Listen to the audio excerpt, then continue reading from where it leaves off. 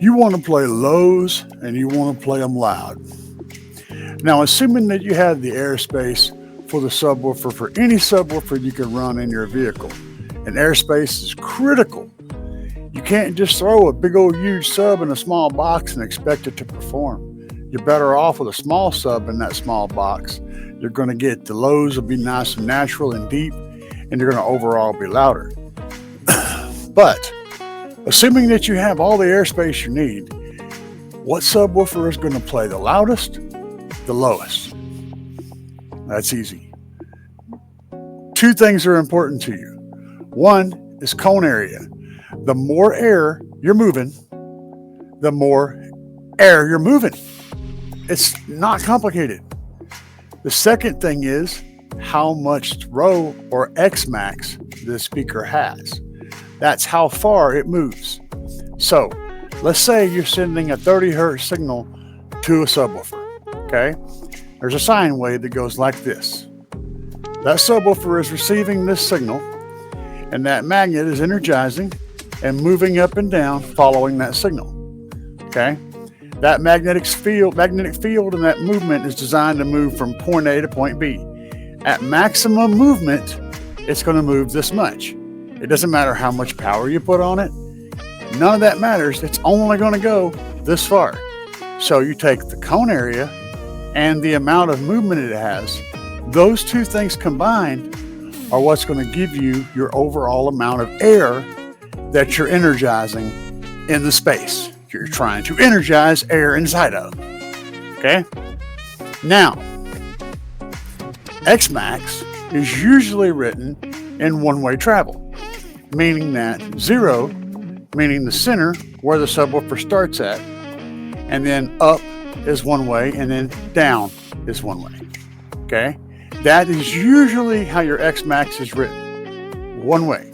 So if it's written one way, then you would double it to find out what its total movement was. Some of your manufacturers will actually list the Xmax, the full bottom to top travel, making it the number look inflated. Keep in mind, you need to figure out which one they're doing. And honestly, we can't hold them to a standard because they're all doing things differently. Ultimately, you need to be able to compare apples to apples and not apples to giant apples. Not the same thing. The second thing we talked about was the cone area. Let me go over a few cone area examples for you. I've got some stuff written down so my old man brain can keep up with it. Now, a single 12, this is an average number, by the way. Some speakers have slightly more and slightly less actual cone area, but this is all taken considering everything the same. This is the cone area of the circle that makes up that size driver. So we're comparing apples to apples here. Even if they're all a little bit more like oranges, at least they're all in the same comparison graph. A 12 has about 113 cubic or square inches. A 15 has 176 square inches, and an 18 has 254 square inches. So right there, you can see that a single 18 has more than twice as much cone area as two 12s. That's a big deal.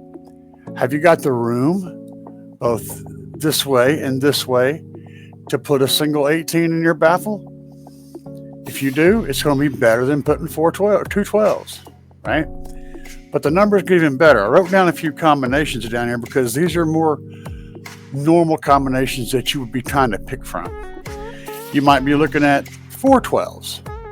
4 12s would be 452 square inches. 3 15s will be 530 square inches. 3 15s has significantly more cone area than 4 12s. 2 18s has 508 square inches. 2 18s is very close to the same amount of square inches as 3 15s. Now, what's the difference? So, which one do I pick, right? Well, 2 18s has got 2 motors to drive. 3 15s has 3 motors to drive. So, if your amp, say, makes 2,000 watts RMS at 1 ohm, you can wire 2 15s to 1 ohm and get the 3,000 watts into it and it's a good balanced system. Whereas the two 18s, now the three 15s, you'd only be able to wire them to like 0.75 ohms or 1.3 ohms, depending on how you wire them. Either way, it's a little bit off. Anytime you do an odd number of subs, you got to deal with the fact that it's going to be a little bit off. So if that's okay, that's okay. But consider that two 18s is going to get you that ohm load that you're looking for right in the middle. It's also going to be two subs side by side, so less distance this way, right? Whereas three 15s is going to create a triangle situation, or three subs wide. So if you've got like 58, 59, 57 inches from side to side, you could run three 15s. But if you only got like 48 inches side to side, you're not going to be able to fit them. You know, these are things to think about, is what size is going to work best for your baffle, whatever baffle you're doing. Because putting circles inside of a square is tricky business. And then you got to figure out where your port's going to go. Ultimately, considering that those three 15s are 530 square inches, four 18s, 1,017 square inches, baby. That's what you want. If you've got enough space, and they usually require about 3 cubic foot per sub. So you'd need, for four 18s, you'd need like 12 cubic feet of internal net air volume. That means 12 cubic feet inside the box after you add the big old port that's going to have to go in there. That's a lot of volume inside the box. But if you've got the room in your big old SUV, I do, that's the jam, baby. So more cone area, good.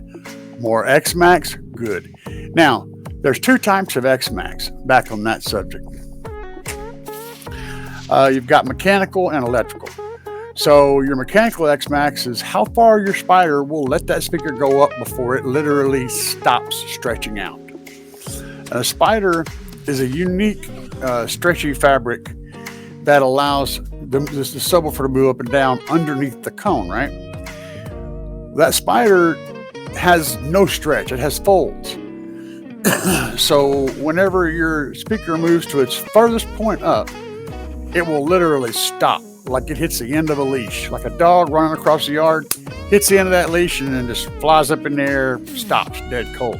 That's exactly what happens. That's your mechanical X-Max, is when it hits at the top, when it hits the bottom, it's literally slamming into the edge of that spider. And if you're doing that, you will be replacing that cone before long, because you will destroy that spider by slamming it into the end of that spider. That's your mechanical X-Max. Your electrical X-Max is different. That's how far the magnetic field in the coil has to do with the position of the coil on the coil former, right? As that wave is going in there and causing that coil to go up and down, that mechanical motor will be able to push it up so far before the field comes out of the gap where that magnet is, and now it's no longer interacting with the magnet.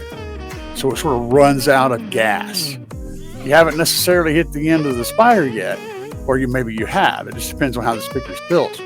But that electrical X-Max is how far that motor will push that driver up before it stops being affected by the magnet anymore.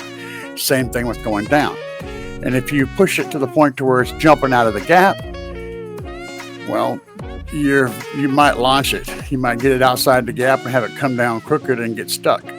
Or the coil itself is going to be slapping into the sides of the gap and rubbing the insulation off of the coil, and very quickly you'll destroy your subwoofer. You don't want it to come out of the gap.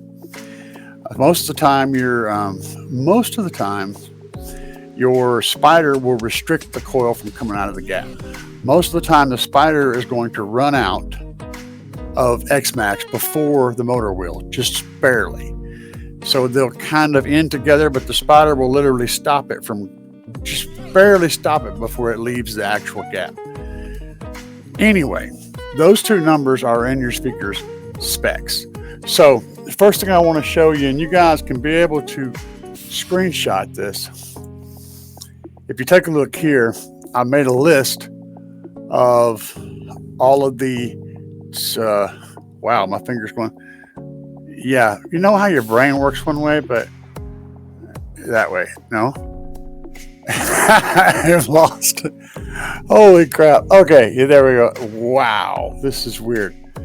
There it is. Wow, looking at myself on the camera and trying to, no, that doesn't work. Anyway, screenshot this list. This is a list of some combined square inches for subwoofers. Give you some ideas to refer back to if you're trying to figure out what would be better. This list kind of helps you out.